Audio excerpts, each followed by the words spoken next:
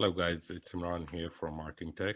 Today I'm going to show you how to generate a packing slip for a loaded truck.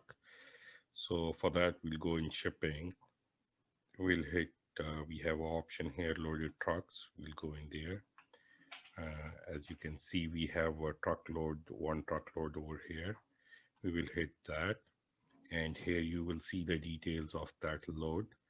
Uh, the truck is already loaded with these um, two two products with their quantity and everything. And here we have a packing slip creator. You have to click that to generate a PDF packing slip for this order.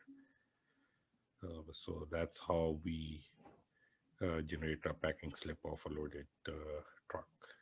Thank you.